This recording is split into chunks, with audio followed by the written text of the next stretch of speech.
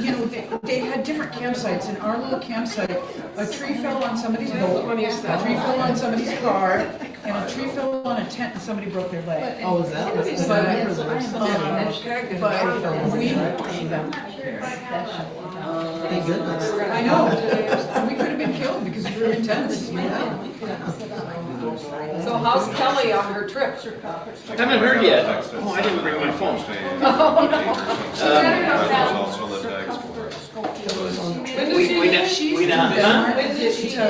Yesterday. Oh, yesterday. She made it to her hotel, and it's like a, you know, she didn't sleep, she didn't sleep well on the plane, but she has all day today to show, and then, but it's like 3 o'clock there, or 4 o'clock. I mean, that's huge on the body. Yeah. Particularly if you get more tour. You know, I knew about that. My brother-in-law's Danish, and Dakota, you sure? his nieces live. There we go. went to one of those schools, and every single time that they would come in, every day they would check all the kids for ticks. Because Lyme disease is rampant.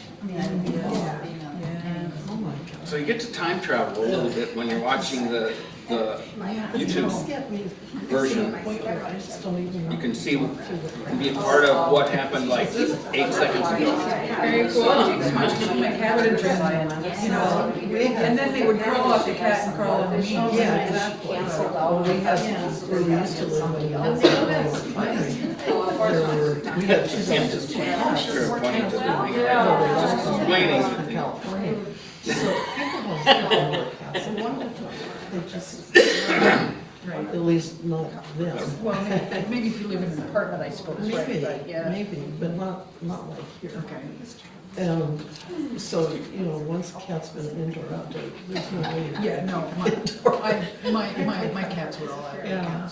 Oh, well, I had both the boys and cats used to just can't So, stand them. I didn't know that you lived in 2 different places. When you say that you live near the refinery, where exactly? Just on 42, do you know where that church is? Oh, No, I don't, but I know where 42 is. Okay. Well, let's see. I'm supposed to be asking you after the service, some t-shirt.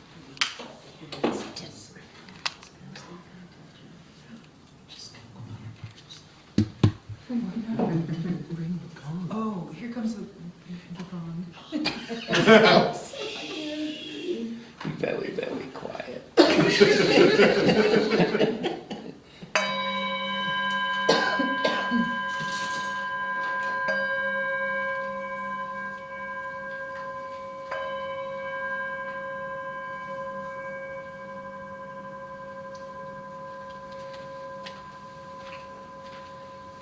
I will play through, this is a song that I wrote, the words and everything, so I'll play through it, and I think Chuck is gonna sing with me, but, or I'll just play the melody, are you gonna sing with me? Yeah. And then yeah, we'll sing it, the first verse, the second verse, then we'll sing the first verse again and end.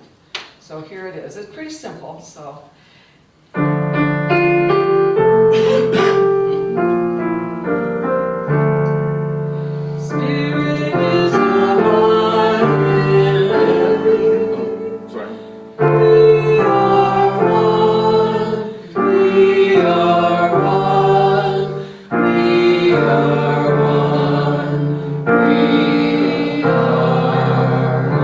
Together. Spirit is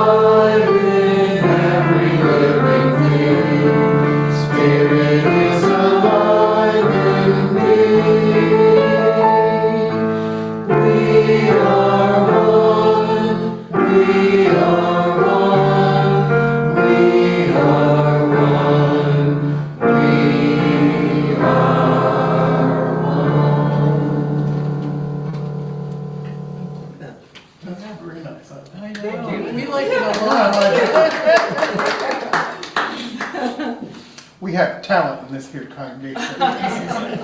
I went backwards into the southern dialect. Anyway, my name is Bryan. For those of you who don't know me, welcome to our online members and guests, and welcome to everyone here. We're glad that you're here. Just a couple of reminders for those that may not know. We don't collect an offering. I don't know that we have any new people here. We have a plate in the back and a jar for change that we collect for charity. Just as a kind of another reminder is that most of you already know this, but we have one service today, and then we have one in July on July 14th, and then another on August the 11th. So, and then we will join our regular church year in progress the Sunday after Labor Day. I got a couple more announcements. This one's from Kathy, and she made me promise to say this, so let me read it verbatim. Join DUUC at the Twin Cities Pride Festival. We have signed up for 2 time slots on Sunday, June 30th at the Moose Jaw table. One is 11:45 to 2, and the other is 1:45 to 4. We need 3 people at each shift already, and already have 4 folks who have expressed interest.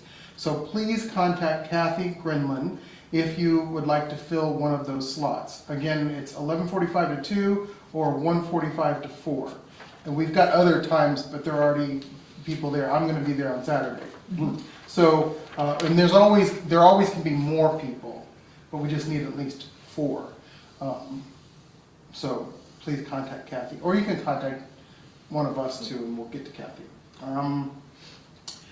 I do believe, this is a question, I guess rather than an announcement, do we have a council meeting next month? Yes. I think we have. Okay, so there's a council meeting next month on July 14th. I really think we should. I think we should too. All right.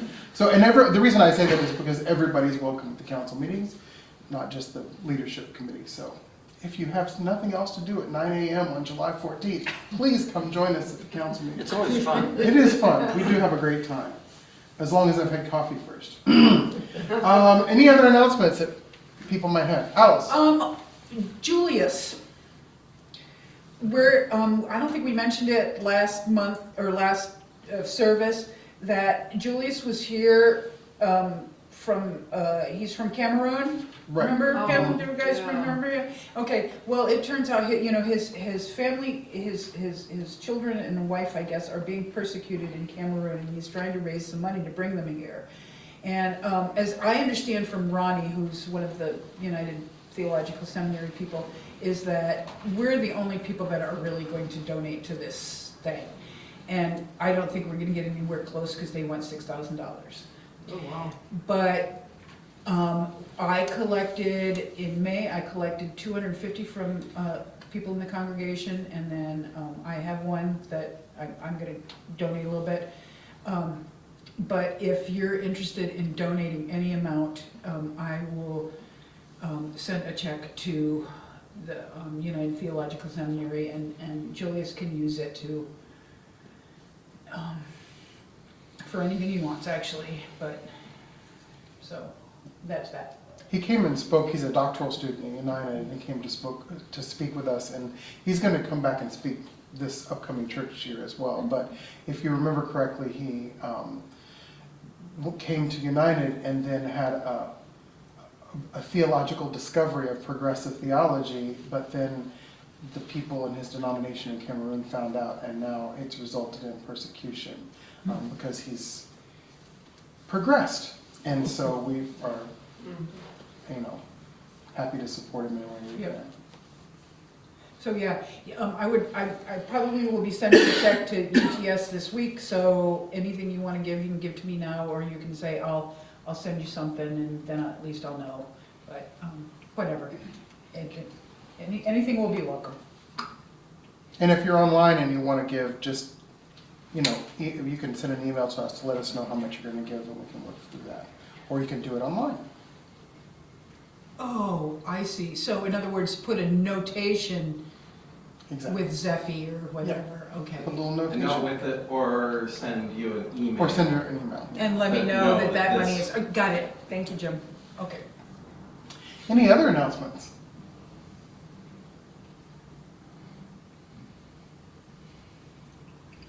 Okay, well, with that, I invite you to take a deep, gentle, long breath. Quiet yourselves. Enter into a time of peace and fellowship with one another.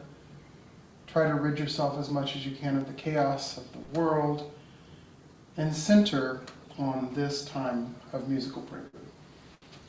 So let this music, this is a bossa nova, let it carry you to a beach and starry nights. It's, to me, bossa nova is summer.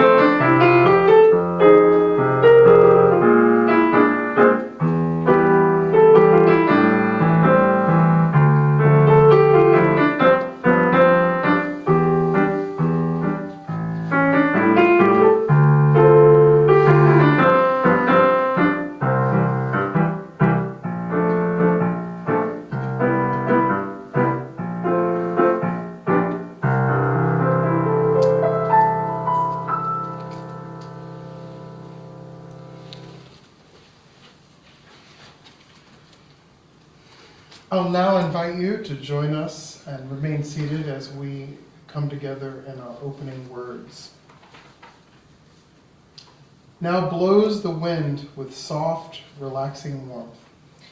The sun beats down, the schools are out.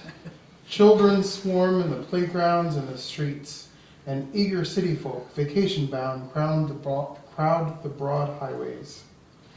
The lakes and seashores lose their solitude, and all the world seems turned to carnival.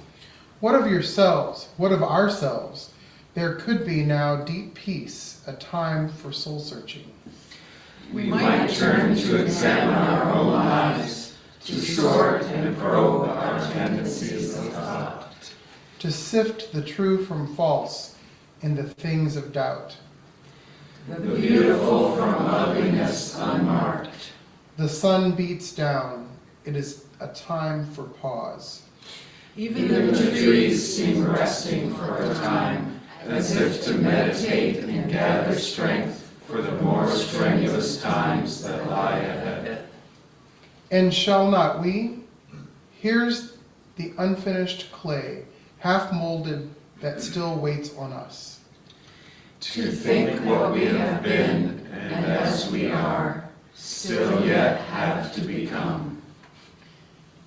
In the spirit of summertime reflection and inspiration, we light this chalice as a community and say together, May the light we now kindle inspire us to use our powers to heal with love, to help with compassion, to bless with joy, to serve you, Spirit of freedom, in the fullness of community.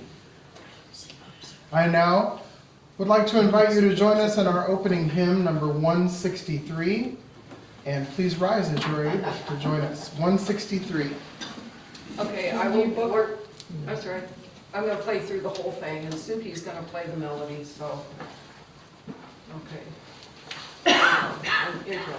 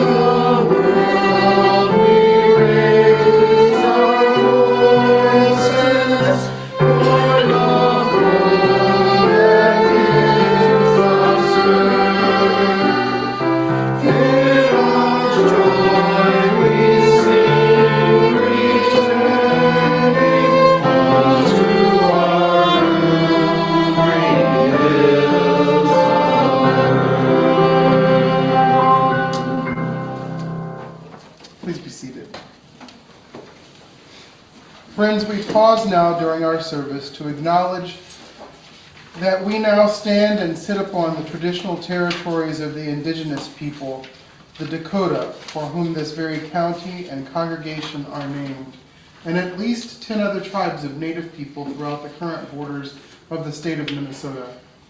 Over hundreds of years, Native communities across the Americas have demonstrated resilience and resistance in the face of violent efforts to separate them from their land, culture, and each other. Today, indigenous people remain at the forefront of movements to protect Mother Earth and the life she sustains, along with the preservation of their own human cultures and traditions.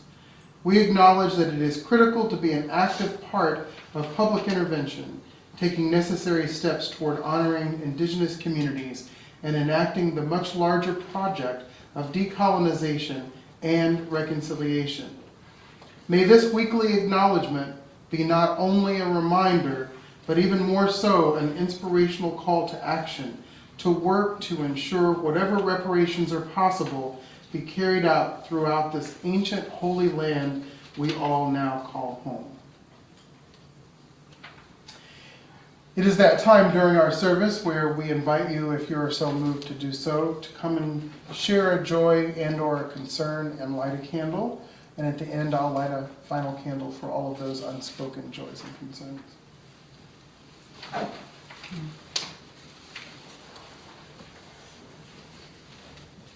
Hi, it's me again. Got a short one, but I'm feeling good, and I found my keys. That's good. I almost didn't make it. I don't remember which one. Either one. Also, I like fire, so I gotta come play with fire a little bit.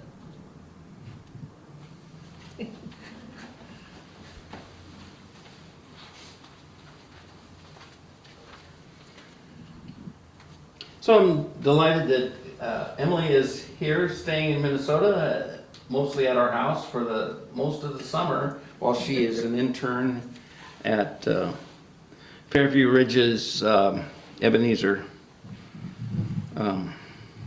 facility. And joy for Kelly, who's getting to do what she loves and go to other places and learn about child development, more things about child development. She's going to Denmark to visit their forest schools that they have for early childhood. So she's very excited about that. How do I become an early child so I can go to a forest? Should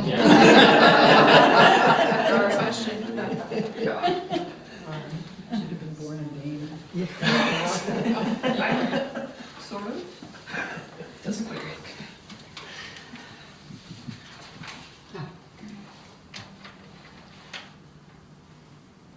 Well, I have a joy. I am getting sound healing at the YMCA. I'm getting in there as a sound healer at the YMCA in Burnsville. That is amazing.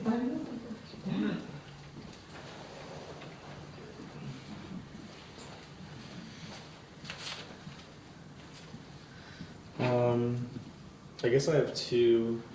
So, first of all, happy Pride Month. Yeah. And then we put an offer on a farm and it was accepted. So Oh my gosh. Fingers crossed. I don't want to jinx it or anything. Just keep us in your prayers. Wow, that's fantastic. Probably means a lot of work. Yeah. A lot of chickens, I bet. Early morning chores. That's right, 'cause Megan had chickens too once, right? Small dinosaurs. This is for my cousin who is getting married next weekend.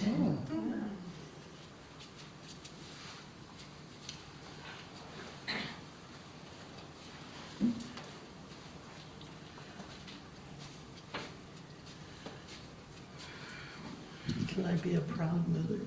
Yes.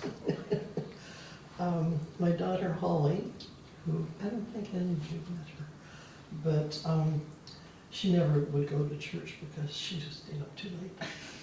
But she identifies as Unitarian if anybody asks. Anyway, she's going to be, if I can remember this now, on a panel at the UN General Assembly Science Symposium in September in New York. So I forgot to ask her what the heck the panel is about. And daughter Carrie, her teaching job at NYU ended this year, and she's enjoyed being there, but she had to commute into Manhattan, and she did not enjoy that commute at all. And she didn't know what she was going to do. She was thinking, oh, we're going to have to come back to Minnesota.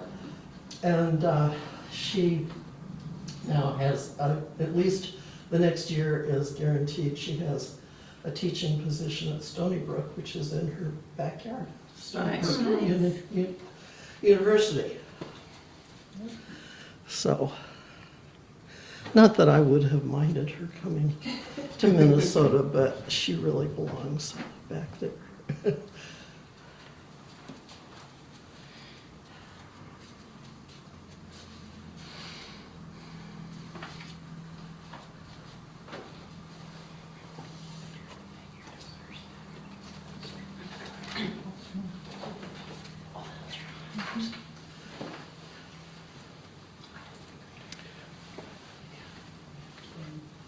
Well, my first one is out of the way, thanks Josh. And a little bit more on a couple of serious notes. Because of safety, I can't mention the name, but we have a dear friend who was a serious victim of domestic violence this past week. And it was pretty horrific. And so I invite us all to just invoke some healing energy toward them. And then it'll all be wrapped up in this one candle here, because I'll have another candle to light anyway. Next week and also the last week of June, I have been invited to speak at another church that I kind of work with a little bit on the side, Shepherd of the Hill Presbyterian Church. And I invite you to hold them in your meditations and thoughts and prayers and energies, because they're discerning their future, not unlike how we have embarked on that a lot this past year. And I have the challenge of trying to go and help them instill within themselves a sense of hope and vision for the future. So I'm kind of excited about being able to be there for them. And then I will light a final candle for all those joys and concerns that remain unspoken.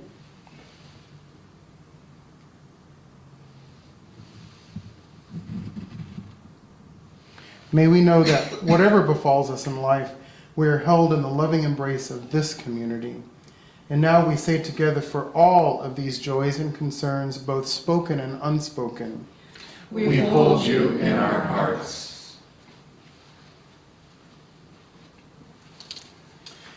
Well, I have two readings. One's a shorter one, and the other one is a longer one. The first one is a poem, and I invite you to impart your ears and hearts on this reading. This is called The Solstice Teaches Us by David Breeden.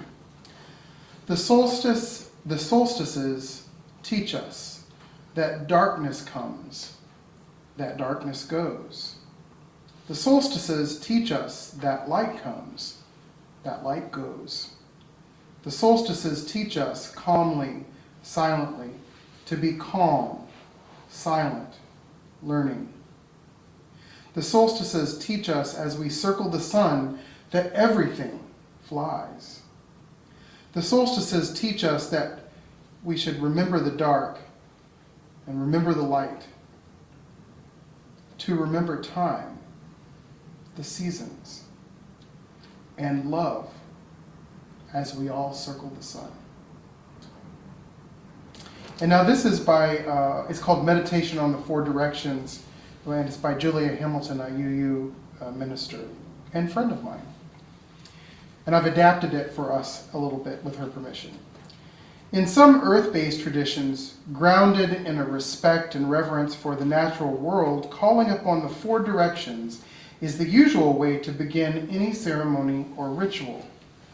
Each direction is associated with an element of the natural world and represents some part of our human nature as well. The directions are not seen as separate and isolated, but rather as a part of the interdependent system that makes up the entire world. In fact, on home altars, like mine, of those who practice earth-based spirituality, many have the symbolic elements for each direction sitting on that table. Therefore, in honor of such traditions, let us travel through the meanings associated with each direction before entering into this time of presentation and reflection that we have together. We begin in the east, toward the rising sun. The element of the east is air, sometimes represented by a feather or incense on that altar. Air and breath give us life. It is the direction of inspiration, the word that literally means to take in air. The east is associated with the mind, with the knowledge and learning and intellectual curiosity of humanity. Imagine the birds turning and wheeling in the air. Imagine the breeze blowing through your hair. Turning toward the east, we look for a fresh start, an invigorating breath, a new idea. When you are feeling stuck in a rut, beholden to a routine, or if the wind has gone out of your sails, look eastward. We move around the wheel to the south. The element of the south is fire and a flame, like that of our chalice, which burns bright to honor the southern direction. Fire is a transformative force. It is heat and light and powerful change. In the northern hemisphere, it makes sense that we associate the south, towards the equator, with the warmth of the sun and the heat of that flame.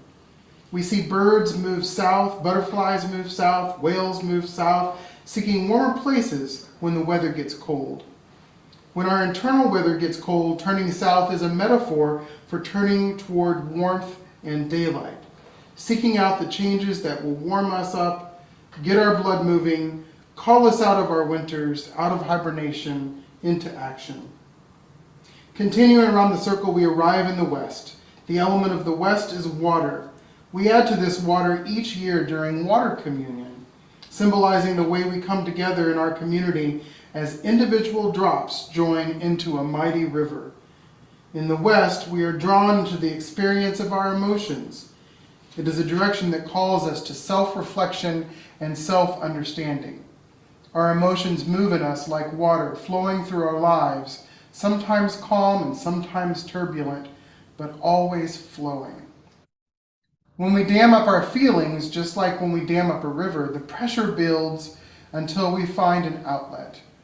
If you are seeking to get in touch with your inner life, with your emotions, turn towards the west. We move now finally to the north. The element of the north is earth, often represented in a sacred space as dirt from the ground of Mother Earth.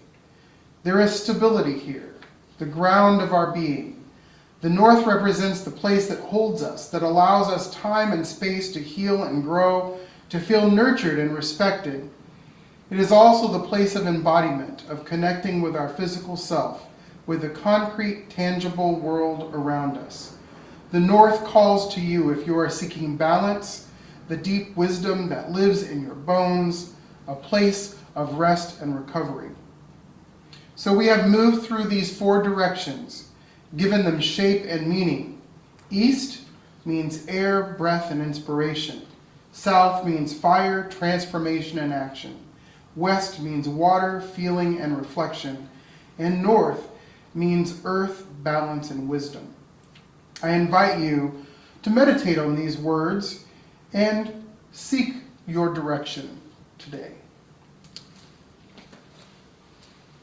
I couldn't have written it better myself. That's why I used hers. So, picture this. I know that I sent out a message this week through Chuck for summer, and I was kind of hearkening back to the 80s.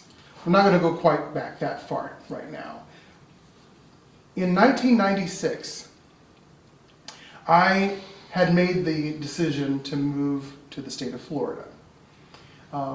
When I was growing up, I had visited the Tampa Bay area often because my dad was a Cardinals fan, and he would take us to the Tampa Bay region so that he could enjoy spring training, which was in St. Petersburg, Florida, not too far from Tampa.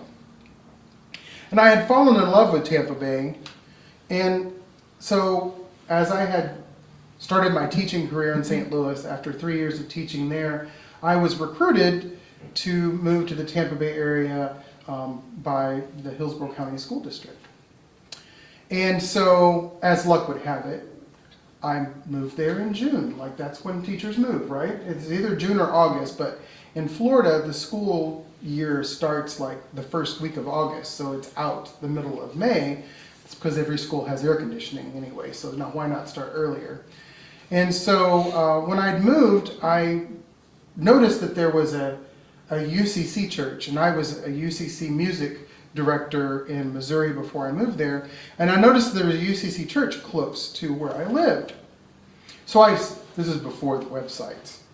So I had stopped and looked and seen, they were one of the churches like us that has a service only once a month in the summer. So they weren't having a service in at that time in June. It had already passed. They were doing the first Sunday of the month. And I noticed that not too far from there was a UU church, and their once a month service was the third Sunday in June. So I was in luck.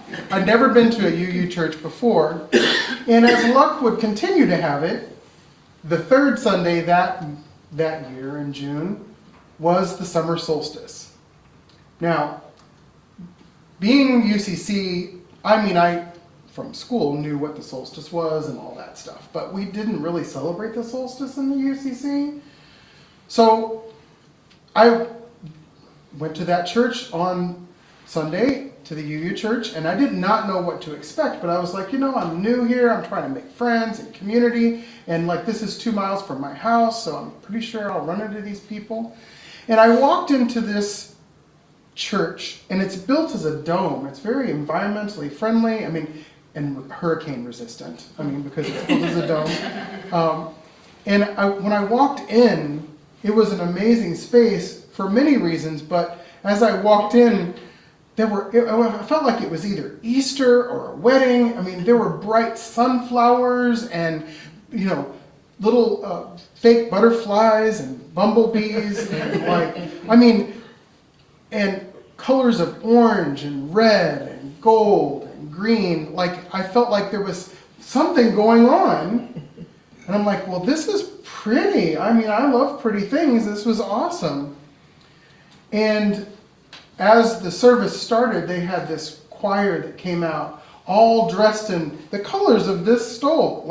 I picked this on purpose because the colors of Solstice, even though it's a couple weeks from now, this is our summer service, are gold and orange and red and green. And that's how the sanctuary looked. And the choir was dressed in all those colors too. Everybody who had a different color on it. It was really cool.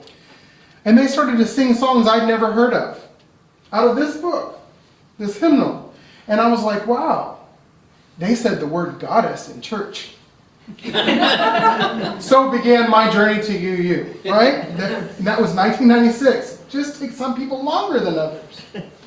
But the sermon that was preached, or the presentation as we call it, was quite moving for me, and it began literally my transformation, even though it took a few years to come to the UU, because it was the first ever, this is 1996, first ever church presentation I heard that actually mentioned climate change and care for the environment and earth stewardship, all of those things that we've heard and all of us in this congregation have near and dear to our hearts.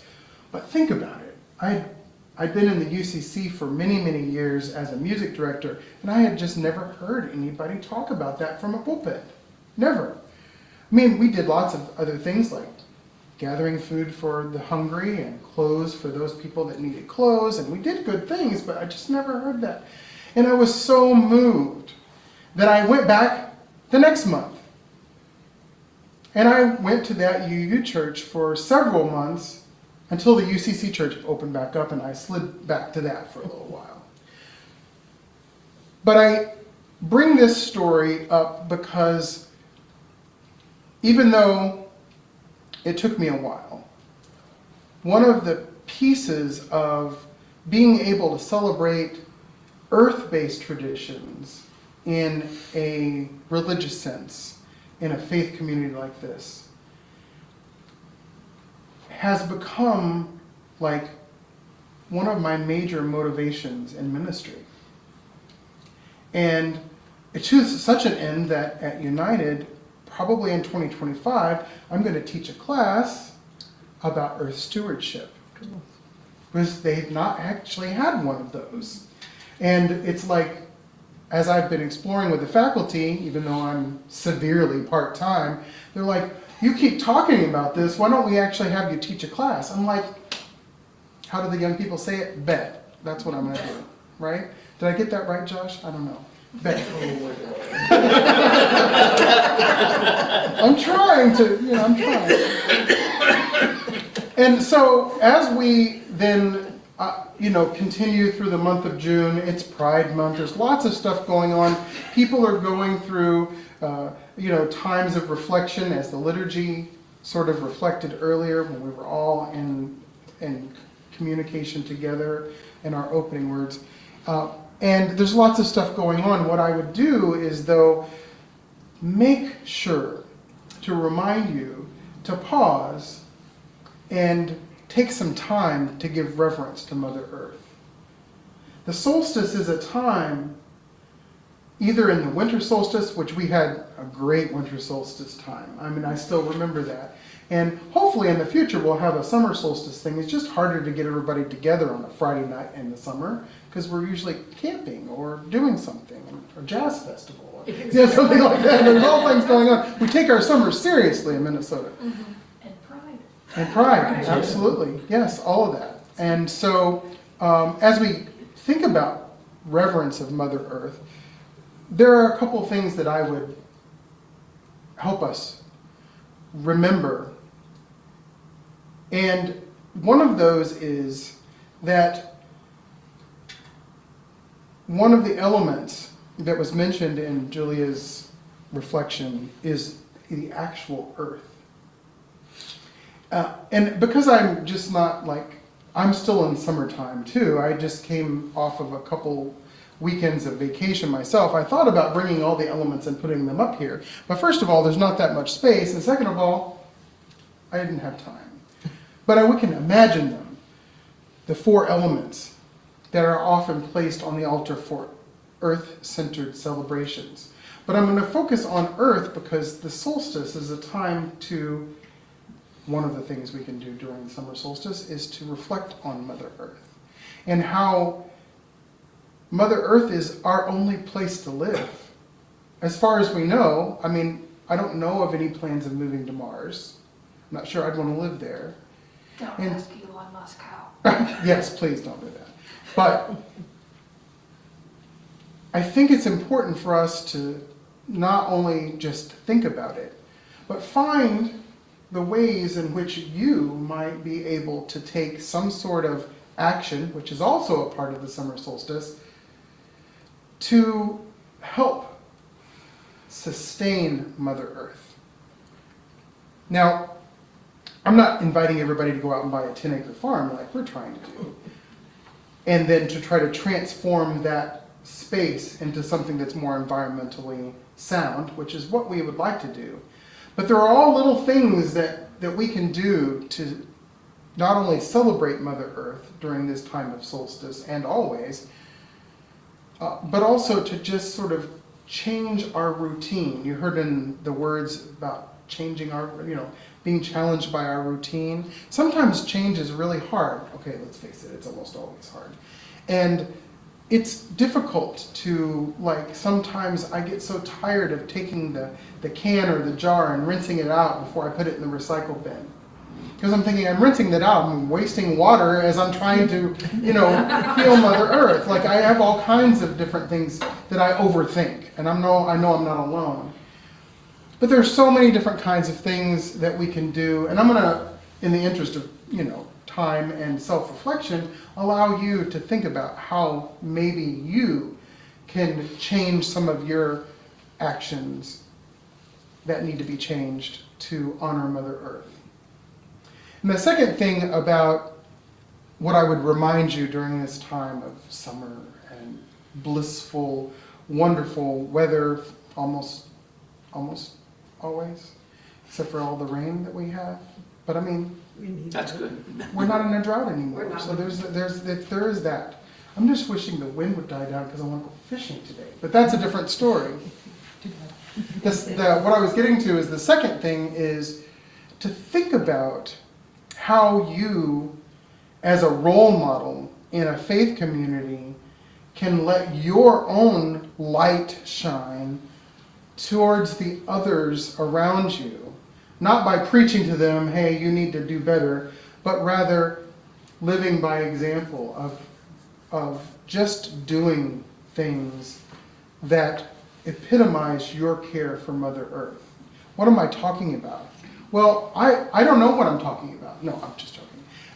I think that, as the feminist theologians would tell us, that relationships change everything.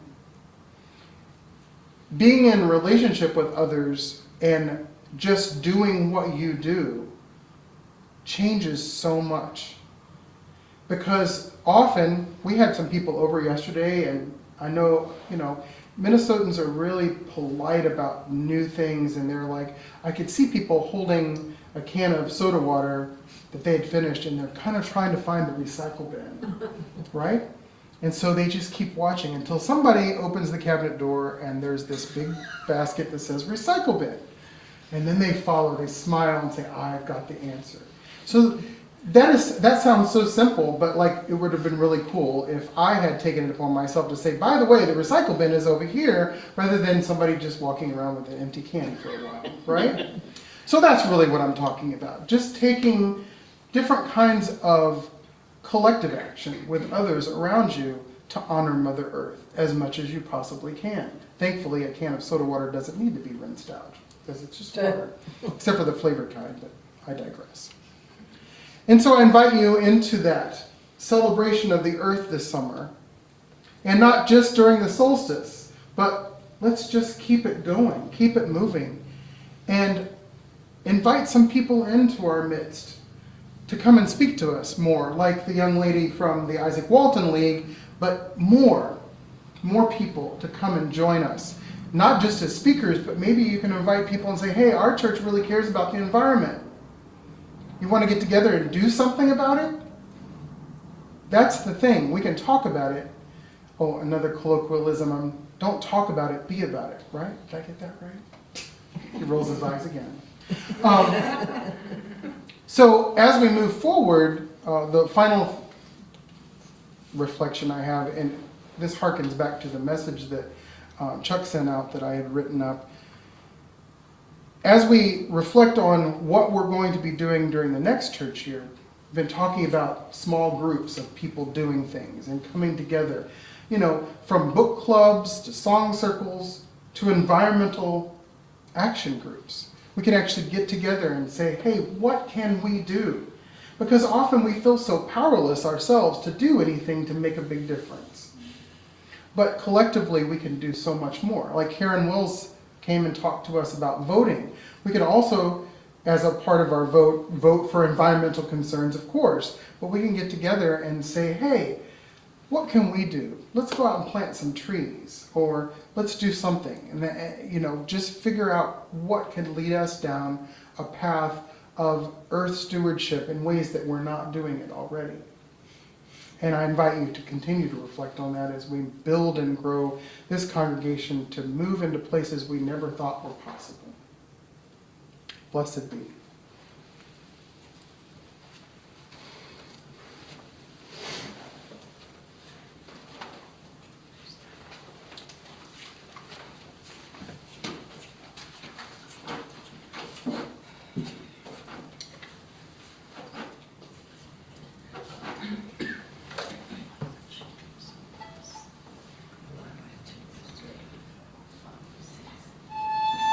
Oh, sorry. I didn't even look and it's not even on. Sorry. Okay.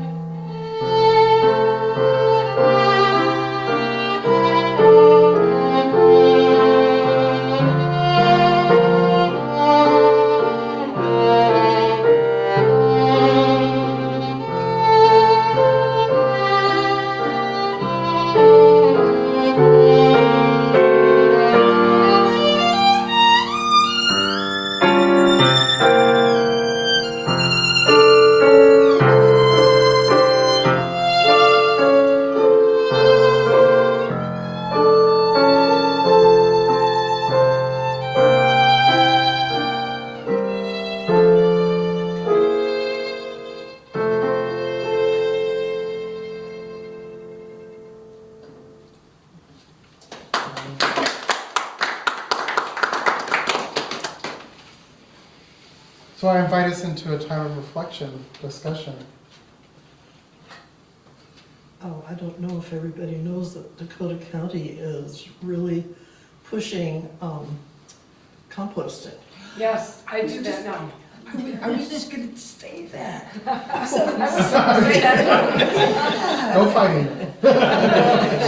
There are compost sites all around, and if you just Google Dakota County, Organics recycling, I think is what it's called, is. Yeah, oh, Yeah. and they okay. have different Okay. locations for Yeah. drop-off. Yeah, Yep. yeah, they Yep. just put one, a relatively new one in Rosemount. There's one up in Egan I know of, because it's, Well, in We're Grove, used to West Bay go- Hall, I yeah. think there's yeah. one in just about every And city it's now. so easy to, I just took one of those big ice cream bucket things, and they supply the compostable plastic bags, and you just throw all your compostables in that little green bag, and when you get enough, you just take it over and drop it in the bin. Bag and all?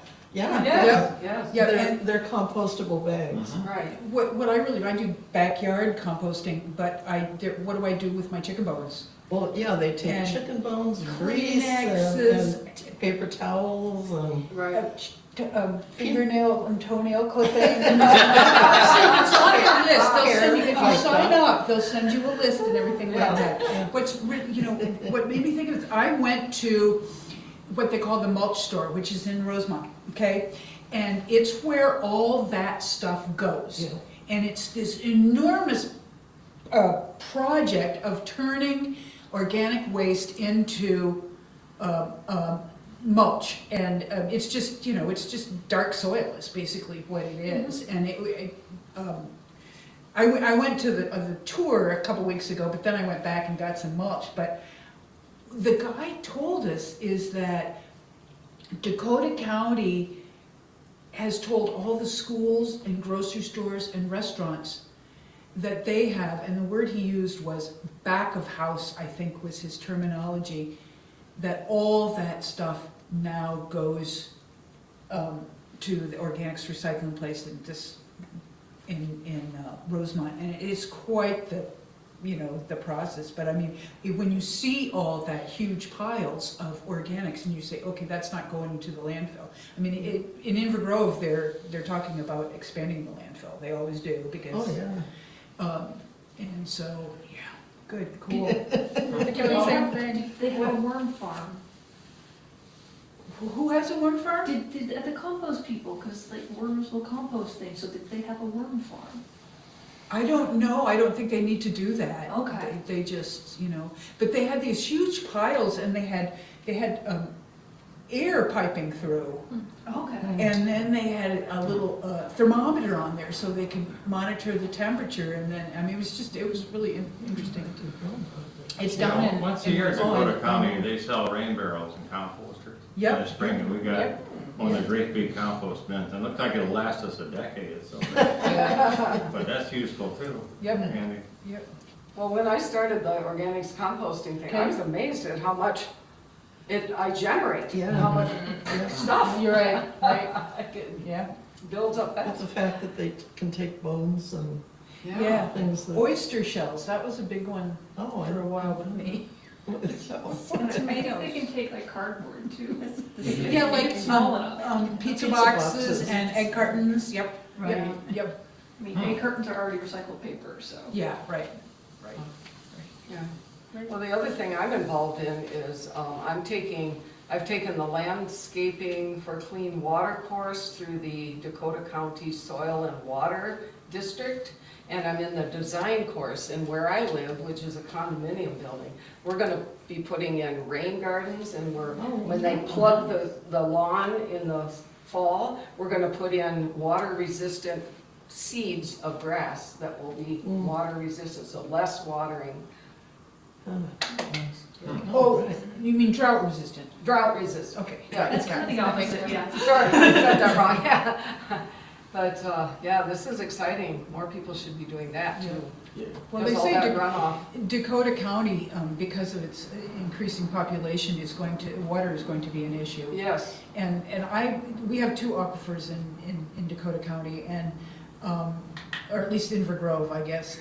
And as I understand it, aquifers, that water comes from glaciers. Came from. Yes, not comes from. The glaciers are gone. Well, that's kind of where I was going, is in that. Yeah, once the water's gone, it's gone. Yeah, right. Which doesn't mean it can't get contaminated, because it will slowly refill from rain, just not at the same rate we're taking it out. Right. So that's why runoff from farms, etc., and stuff is really important, because that will not filter all the way out through the soil, so you can get aquifer contamination. Right. Which, with the fracking, which isn't here, but that is a huge concern, that fracking, because of all the chemicals it uses to suck the oil out and break down stuff, will contaminate groundwater. Yep. Some places have had issues where you can just light the water on fire from the faucet. Mm-hmm. So I like Minnesota, we don't have that problem. Yet. Yeah. Well, I mean, we're not a fracking area, so that's less of an issue. Yep. But don't they frack somewhere in Minnesota? I wasn't aware think if they do. mine the sand, I think, down there in like Winona or something in southeastern Minnesota. I think there's, but the Yeah, actual. and then there's iron mines up north. But, Right. Yeah. I know some sandstone mines, but that's explosive. No, my high school was across the street from. I mean, there was a bit of a distance, like a couple acres or whatever. It was somewhere back there, but like occasionally, boom! And that was from Sandstone mining, explosives going off. sandstone. Yeah. Well, I invite us to, Or like- if you're so moved to do so, to continue the conversation or reflection over treats, my favorite time, right? And I hope that our conversations will lead us to action, as that's our hope. And if you can't take action, you can also help motivate others to take action. So this is all Anybody good who has a conversation. dice out, look at the tree before it gets cut, because it's really pretty. Okay, It's not yet, let's finish church I mean, first. I will go, and I haven't cut it yet into wrong book. pieces, but I would, once it's cut into pieces, you can still see I it. know, but it's pretty. But, but it's not yes, yes. Well, let's rise as you're able and join me in the closing hymn 1066, which is in the Teal book, I will play. 1066.